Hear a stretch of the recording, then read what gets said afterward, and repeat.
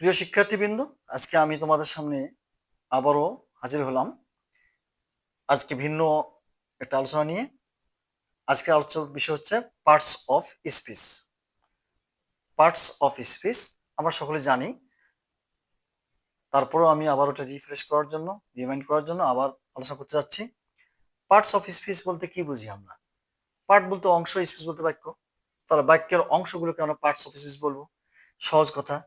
আমি এর আগের ক্লাসগুলোতে তোমাদের আলোচনা করেছি সেন্টেন্স নিয়ে। সেই সেন্টেন্সে কি করেছি, আমি সেন্টেন্সের মধ্যে আমি অনেকগুলো ওয়ার্ড সারিবদ্ধভাবে বসিয়েছিলাম, আর সারিবদ্ধভাবে বসানোর ফলে তোমাদের একটা সেন্টেন্স দিতে পেরেছি। সেই যে ওয়ার্ডগুলোকে দিয়ে আমি সেন্টেন্স তৈরি করেছি, সেই ওয়ার্ডগুলো ভিন্ন ভিন্ন করে কি নামে প্রকাশ করা যায়, সেটার নামই হচ্ছে পার্টস অফ স্পিচ। যেমন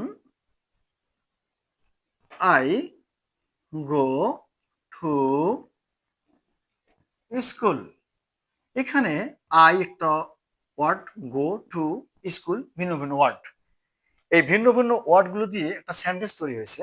আবার এই সেন্টেন্সকে ভাঙলে আমরা ভিন্ন ভিন্ন ওয়ার্ড বের করতে পারি। এই সেন্টেন্সকে ভেঙে আমরা যে ভিন্ন ভিন্ন ওয়ার্ডগুলো বের করব, এগুলোকেই বলা হয় পার্টস অফ স্পিচ। এই ওয়ার্ডগুলোর আবার ভিন্ন ভিন্ন নামে, ওয়ার্ডগুলো বিভিন্ন ভিন্ন নামে পরিচিত। তাহলে আমরা এখানে বলতে পারি যে ডিফারেন্ট মিনিং ওয়ার্ডস, ডিফারেন্ট ভিন্ন ভিন্ন, ডিফারেন্ট মিনিং ওয়ার্ডস, ভিন্ন ভিন্ন শব্দগুলো used in a sentence are called parts of speech. তো এটা বুঝতে পারলাম পার্টস অফ কি, যে ভিন্ন ভিন্ন শব্দগুলো আমরা যেগুলো বসে সেন্টেন্স তৈরি করি, এই সেন্টেন্সের ভিন্ন ভিন্ন অংশগুলোকে পার্টস অফ স্পিচ বলে। অর্থাৎ সেন্টেন্সের অন্তর্গত প্রতিটি শব্দকেই বা ওয়ার্ডকেই পার্টস অফ স্পিচ বলে। আমরা জানি যে পার্টস অফ স্পিচ কয় প্রকার? 8 প্রকার। পার্টস অফ স্পিচ কয় প্রকার? 8 প্রকার। Parts of speech are 8 in number. 8 প্রকার। নাম্বার ওয়ান, নাউন, যার বাংলা অর্থ হচ্ছে বিশেষ্য। নাম্বার 2, প্রোনাউন, যার বাংলা অর্থ হচ্ছে সর্বনাম।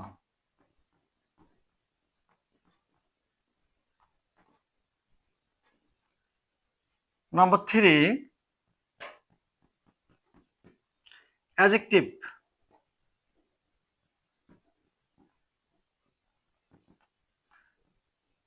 অ্যাডজেক্টিভ। অ্যাডজেক্টিভের তোমরা অ্যাডজেক্টিভও বলতে পারো, অ্যাডজেক্টিভও বলতে পারো। অ্যাডজেক্টিভের বাংলা অর্থ হচ্ছে বিশেষণ,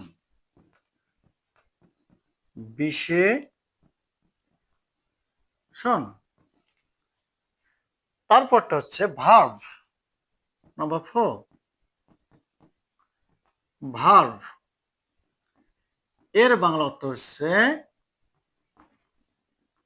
ক্রিয়া। এরপর যাচ্ছি আমরা 5, অ্যাডভার্ব, এর বাংলা অর্থ হচ্ছে ক্রিয়া বিশেষণ, ক্রিয়া বিশেষণ। এবার হচ্ছে নাম্বার 6, প্রিপোজিশন,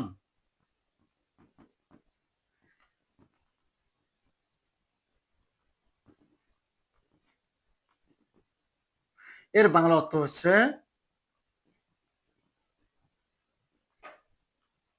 পদান্বয়ী অব্যয়, পদান্বয়ী অব্যয়। কনজাংশন, নাম্বার 7, কনজাংশন,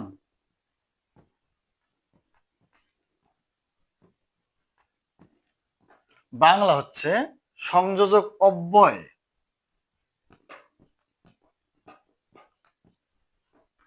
সংযোজক অব্যয়। Number 8, interjection.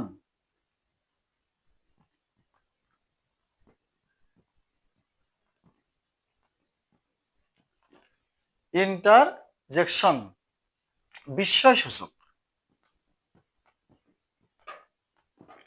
বিস্ময় সূচক অব্যয়। এই 8 প্রকার আমরা এখানে পার্টস অফ স্পিচ পেলাম। Noun, pronoun, adjective, verb, adverb, preposition, conjunction and last interjection.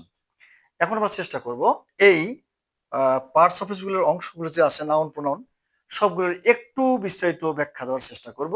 পরবর্তীতে আমি যখন আবারও ক্লাসিফিকেশন করতে যাব নাউনের, প্রোনাউনের, তখন আমি আবারও বিস্তারিত আলোচনা করব।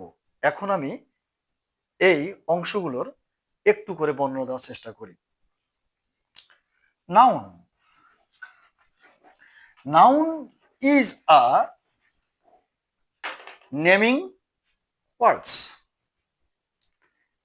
Noun is a naming words, অর্থাৎ কোন কিছু নাম, নামবোধক শব্দকে নাউন বলে। নামবোধক শব্দকেই নাউন বলে। যেমন Ritu. Ritu is a name of any girl, একটা মেয়ের নাম। ঢাকা। ঢাকা। আবার অনেস্টি। অনেস্টি গুণবাচক নাম। এগুলো সবগুলো হচ্ছে নাউন। এখন আমরা আলোচনা করব প্রোনাউন নিয়ে।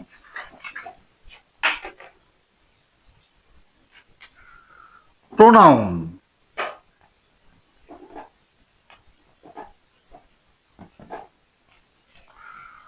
প্রোনাউনটা কি?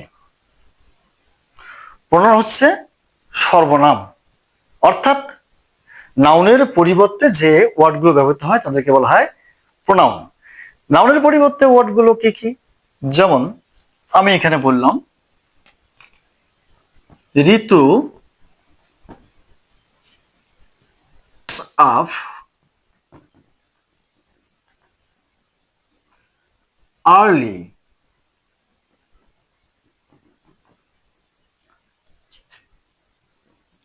in the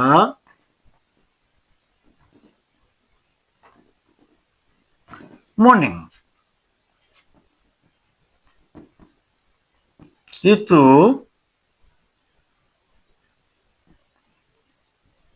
goes to school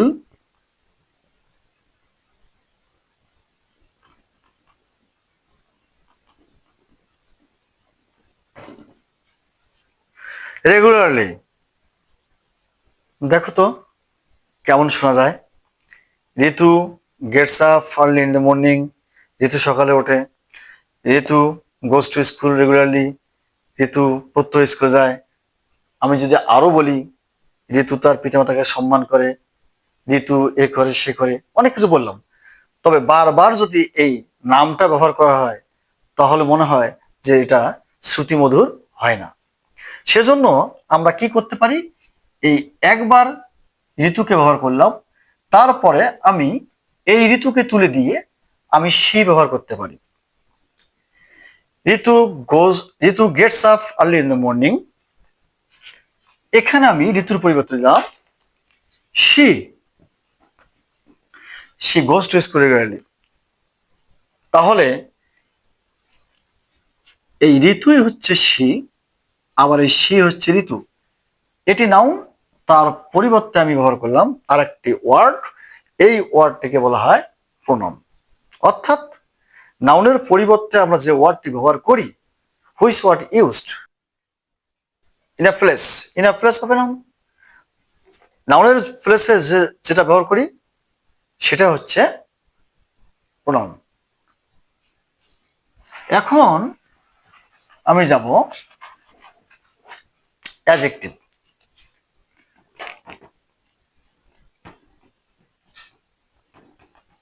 adjective বিশেষণ, অ্যাডজেক্টিভ বিশেষণ, অর্থাৎ এটা আবার কোয়ালিফাইজ করবে। অ্যাডজেক্টিভ কি করে? An adjective always qualifies a noun or pronoun of a noun or pronoun. এটাকে সর্বদা কিন্তু নাউনকে এবং প্রোনাউনকে মডিফাই করবে, নাউনকে বা প্রোনাউনকে মডিফাই করবে এই অ্যাডজেক্টিভ। অর্থাৎ যে ওয়ার্ডগুলো আমাদের নাউন বা প্রোনাউনের পূর্বে বসে উহাদেরকে বিশেষিত করে, এগুলোকেই বলা হয় অ্যাডজেক্টিভ। এখানে যদি বলি আলো ইজ আ গুড গার্ল, লক্ষ্য করো আলো নাউন, এখানে গার্ল একটা নাউন, গার্ল নাউন। কি নাউন এটা পরে আলোচনা করবো। সেই নাউনের সামনে বসলো গুড, গুড বসে এই আলোকে মডিফাই করলো, আলোকে বিশেষিত করলো। সুতরাং এই গুডটা হচ্ছে এখানে অ্যাডজেক্টিভ। এরপরে আমরা যাব ভার্ব। ভার্ব ক্রিয়া, আমি আগে আলোচনা করেছি ক্রিয়া, বাংলা অর্থ বলেছি ক্রিয়া। ক্রিয়া অর্থাৎ কাজ করা। এর আগের সেন্টেন্সের পার্টে আমি আলোচনা করেছি ক্রিয়ার মানে কাজ করা। ক্রিয়া অর্থাৎ এখানে বোঝা যাচ্ছে যে verb is a word which expresses the any action, কোন একটি কাজ করা বোঝায়, কোন কাজ করা বোঝায়, সেটাকে আমরা বলবো ভার্ব। যেমন শাপলা, শাপলা রিডস আ বুক। শাপলা সাবজেক্ট, এখানে শাপলা কি করে? শাপলা বই পড়ে। এই পড়া কাজটা হচ্ছে রিডস এর মাধ্যমে। So it's verb, it's verb. এরকম আরো হতে পারে গো, ইট, প্লে এটসেট্রা। গো, ইট, প্লে এটসেট্রা, এটসেট্রা ইত্যাদি। এটসেট্রা বানানটা কিন্তু আমার একটা আনন্দদায়ক ঘটনা। এটসেট্রা বানানটা কিন্তু অনেকের কাছে অনেক কঠিন মনে হয়। আমরা এটসেট্রা জানি সবসময় কি, কিন্তু এটসেট্রা বানানটা অনেকে জানি না। একটু শিখে নাও। ইটিসি, তার সামনে আরেকটা ইটিসি দাও এবং একটা আরে দাও, এটসেট্রা। ইটিসি, ইটিসি, আরে, এটসেট্রা। আবার আমি এগুলো আরো হয়তো স্পেলিং এর সমালোচনা করব। এখন আমি যাচ্ছি অ্যাডভার্ব,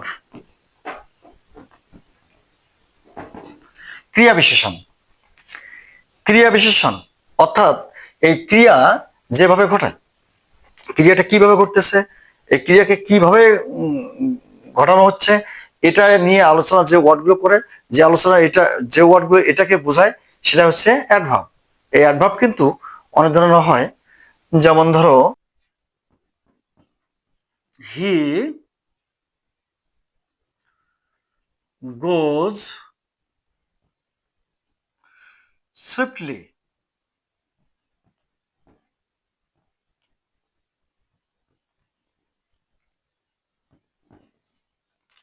সে যায় দ্রুত, সে যায় দ্রুত। যাওয়াটা হচ্ছে ভার্ব। ভার্বকে আমি এটার দ্বারা কোয়ালিফাই করতে পারতেছি। সে কেমন করে যায়? দ্রুত যায়, দ্রুত যায়। তাহলে আমি বোঝাতে পারলাম যে ভার্বকে যদি আমরা কোয়ালিফাই করি যে ওয়ার্ডটির দ্বারা, সেটিকে আমরা বলবো অ্যাডভার্ব।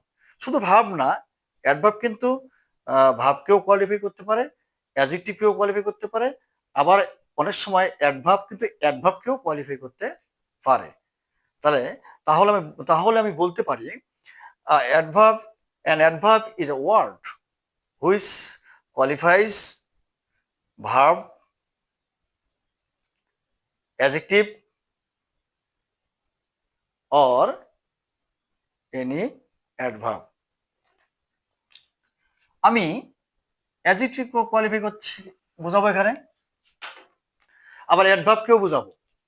যদি আমি বলি রুমা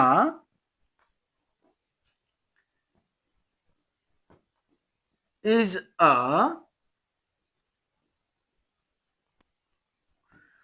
গুড গার্ল, তাহলে এখানে এই গুডটা হলো অ্যাডজেক্টিভ, এই গুডটা হলো অ্যাডজেক্টিভ। কিন্তু আমি যদি এভাবেই বলি রুমা ইজ আ ভেরি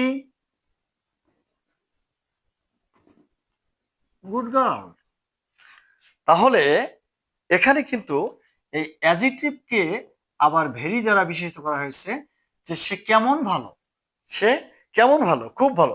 এই ক্ষেত্রে এটি কিন্তু অ্যাডজেক্টিভ আর এটি কিন্তু হচ্ছে অ্যাডভার্ব, এটি অ্যাডজেক্টিভ। তাহলে দেখো সুন্দর জিনিস, যে শুধুমাত্র যে ভার্বকে মডিফাই করে তা কিন্তু নয়, সে মাঝে মাঝে অ্যাডজেক্টিভকেও বিশেষায়িত করতে পারে। আবার আমি কি বলেছিলাম যে অ্যাডভার্ব কিন্তু অ্যাডভার্বকেও বিশেষিত করতে পারে। যেমন আমি যদি এভাবে কখনো বলি she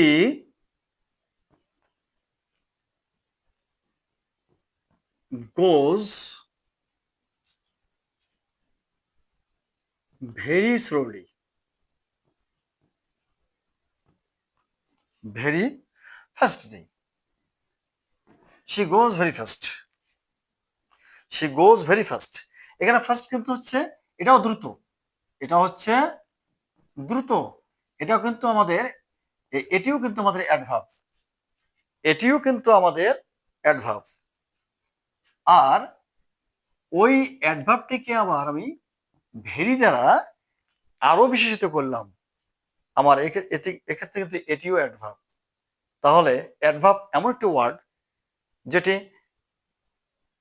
ভার্বকে, অ্যাডজেক্টিভকে এবং অ্যাডভার্বকেও বিশেষিত করতে পারে।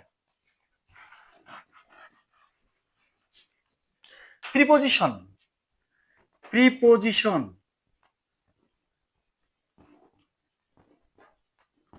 প্রিপোজিশন পদান্বয়ী অব্যয়।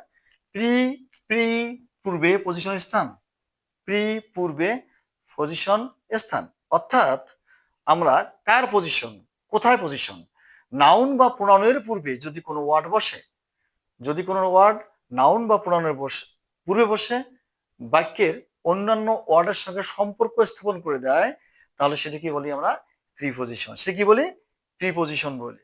আর preposition always used before noun or pronoun and show the relation among other words of the sentence, among other words of the sentence। আমি এখানে তোমাদের ব্যাখ্যাটা আর একটু ভালো বুঝে দেই। My father will come at night, my father will come at night, night is a noun, and other words my father will come, এই দুটোর মাঝখানে বসেছে at, at একটি প্রিপোজিশন। যে সমস্ত ওয়ার্ড নাউন বা প্রোনাউনের পূর্বে বসে বাক্যের অর সেন্টেন্সের অন্যান্য ওয়ার্ডের সঙ্গে সম্পর্ক স্থাপন করে সেগুলোকে বলা হয় প্রিপোজিশন। আমি আরো এখানে বলতে পারি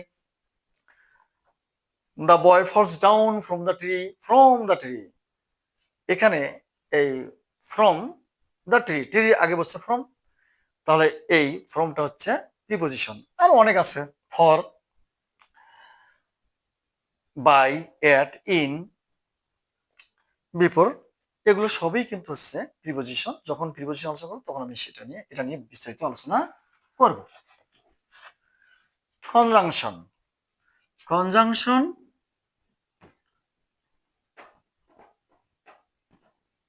কনজাংশন সংযোজক অব্যয়।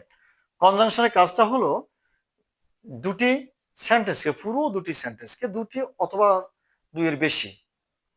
আর conjunction use to join two or more sentences, is to join two or more sentences। এখানে আমি যদি বলি I play ফুটবল, এটি একটি সেন্টেন্স। I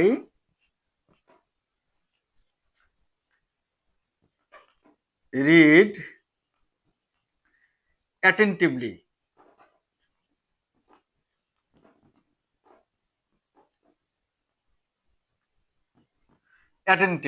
এটিও একটি সেন্টেন্স। এই দুটি সেন্টেন্সকে যখন আমি একটি ওয়ার্ড দ্বারা সংযুক্ত করব তখন সেটিকে আমি বলবো কনজাংশন। এক্ষেত্রে বলতে পারি I play football and read attentively. I play football and read attentively. তো আমি যদি এখানে অ্যান্ড দিয়ে যুক্ত করে দেই তাহলে আমার হয়ে গেল আমি ফুটবল খেলি এবং মনোযোগ সহকারে পড়াশোনা করি। এই অ্যান্ডটি হচ্ছে কনজাংশন। আরো বিস্তারিত আলোচনা করবো বলছি তো আমি যখন আলাদা আলাদাভাবে আলোচনা করব। এবার আমি যাব interjection. Interjection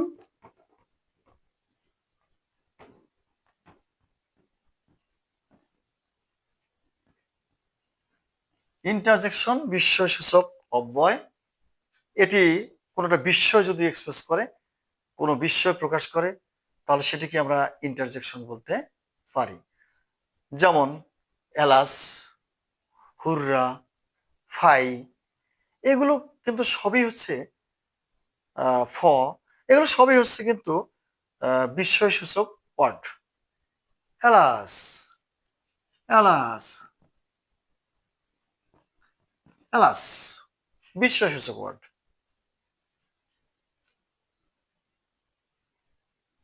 His father is no more. হাই, তার বাবার বেঁচে নেই। His father is no more, তার বাবার বেঁচে নেই। এলাস, দেখো এলাস, এলাস দ্বারা কিন্তু এখানে একটা দুঃখ প্রকাশ করা হচ্ছে। সুতরাং আমরা এটাকেই বলবো ইন্টারজেকশন। আমরা এটাকে বলবো যে ওয়ার্ডটা দুঃখ, আনন্দ, বিষাদ, বেদনা, এক্সক্লামেটরি সেন্টেন্সের মতো ঠিক এই ওয়ার্ডটিকে শুধু আমরা বলবো ইন্টারজেকশন। যা হোক প্রিয় শিক্ষার্থীবৃন্দ, আজকে আমি চেষ্টা করলাম যতটুকু পারা যায় তোমাদের পার্টস অফ স্পিচ বোঝানোর জন্য। তো আমরা এখন বুঝতে পারলাম different meaning words in a sentence are called parts of speech. ভিন্ন ভিন্ন শব্দগুলো যখন একটি সেন্টেন্সের মাঝে বসে এই ভিন্ন ভিন্ন শব্দগুলোকে, ওয়ার্ডগুলোকে বলা হয় পার্টস অফ স্পিচ। সুপ্রিয় শিক্ষার্থীবৃন্দ, আজকে আর সময় বেশি নেওয়া যাবে না। আমি পরবর্তীতে তোমাদের বোঝানোর চেষ্টা করব এই পার্টস অফ স্পিচের যে 8টি অংশ আছে, 8টি ভাগ আছে, 8টি ভাগকে আরো বিস্তারিতভাবে বোঝানোর চেষ্টা করব। তোমার সঙ্গে থাকো, ভালো থাকো, মনোযোগ সহকারে লেখাপড়া করো। ধন্যবাদ সবাইকে।